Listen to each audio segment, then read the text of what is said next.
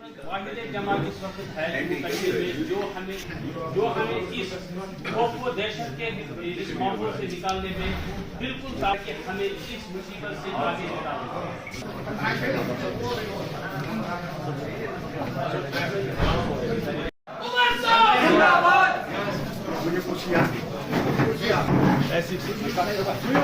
صاحب پہلے ہی میں بھول گیا جناب ڈاکٹر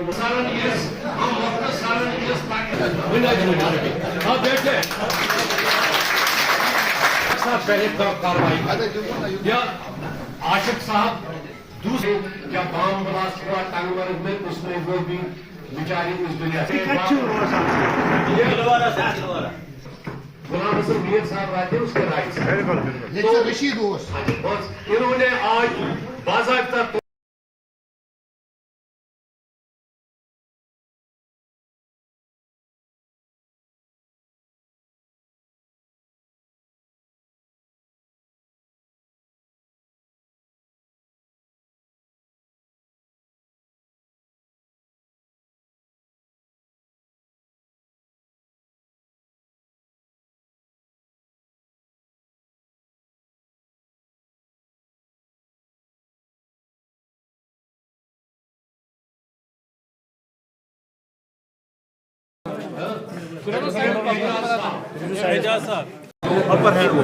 مجھے افسوس ہے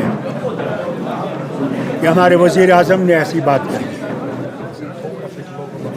ہمارا اسلام ہمارا اللہ ہمیں یہ سکھاتا ہے کہ سب کے ساتھ برابری سے چلو.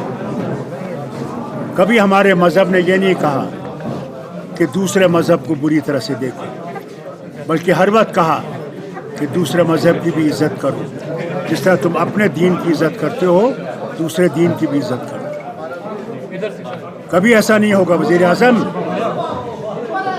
کہ مسلمان کبھی بھی کسی ماں کا کسی بہن کا منگل سوتر چھینے گا. وہ مسلمان نہیں ہے، وہ کبھی اسلام کو سمجھتا نہیں ہے.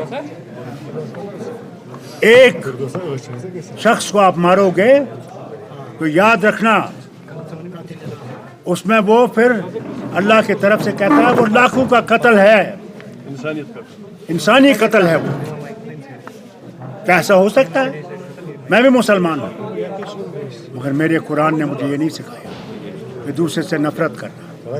میں اتنا ہی ہندو سے محبت کرتا ہوں جتنا میں سکھ سے مسلمان سے محبت کرتا ہوں. میں سمجھتا ہوں وہ بھی ترقی کرے گا، ہم بھی ترقی کریں گے، اسی سے یہ بھارت اٹھے گا. ڈاکٹر صاحب آپ نے کشمیری تک جو لمبا اسپیچ دیا اس میں آپ نے ایک بات چھیڑی ہے جس کا ایک بہت بڑا وزن ہے کہ ہو سکتا ہے الیکشن آخری الیکشن ہوگا. Will you elaborate in shape of what context? See, the question is what is appearing before us, that they want one nation, one election. How can it be possible in 28 states which are so different?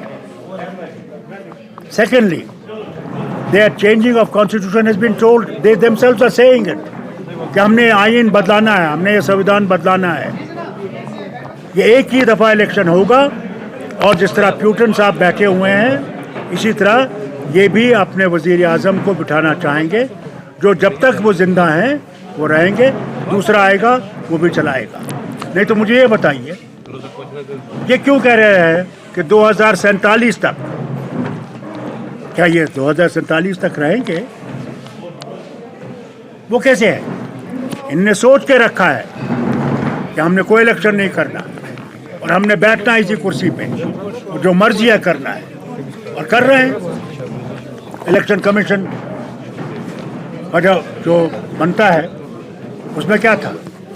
Chief justice تھا of India, government of India کا تھا اور opposition کا leader تھا.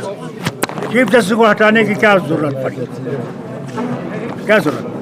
خود دیکھیے آپ کہ وہاں 2 حکومت کے نمائندے ہیں، ایک اپوزیشن ہے. وہ کیا کر سکتے ہیں؟ جو ان کی مرضی ہے وہ کریں گے. ہمیں پتہ نہیں ہے کہ وہ اسمبلی الیکشن ہوں گے، کب ہوں گے.